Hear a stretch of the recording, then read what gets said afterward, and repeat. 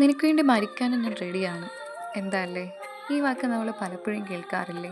നമ്മളെ സ്നേഹിക്കുന്നവരിൽ നിന്ന് പലപ്പോഴും പറയുന്നതാണല്ലേ? പലരും പറഞ്ഞു കേൾക്കാറുണ്ട്. അവൾക്ക് വേണ്ടി ഞാൻ എന്തും ചെയ്യും, അല്ലെങ്കിൽ അവന് വേണ്ടി ഞാൻ എന്തും ചെയ്യും.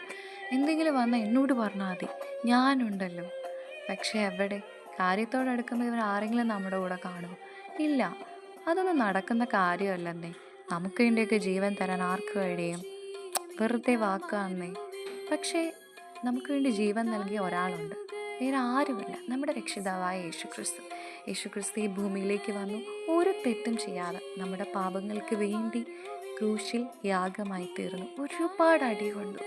മുൾക്കിരീടം ധരിപ്പിച്ചു. യേശുക്രിസ്തുവിൻ്റെ അവസാന തുള്ളി രക്തവും നമുക്ക് വേണ്ടി ചൊരിഞ്ഞു തന്നു. എന്തിനു വേണ്ടിയാ? യേശു തെറ്റ് ചെയ്തിട്ടാണോ? അല്ല. നമ്മളെ രക്ഷിപ്പാൻ, നമ്മളെ പാപത്തിൽ നിന്ന് വീണ്ടെടുക്കാൻ വേണ്ടി.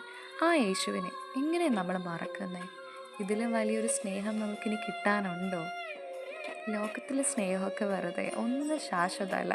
പക്ഷേ ശാശ്വതമായ സ്നേഹം നമ്മുടെ പിതാവായ ദൈവത്തിൻ്റെ സ്നേഹം ഒന്ന് മാത്രമാണ്. ആ ദൈവം നിങ്ങളെ ഇന്നും സ്നേഹിക്കുന്നു. ഇന്നും എന്നും എന്നും അവസാനത്തോളം.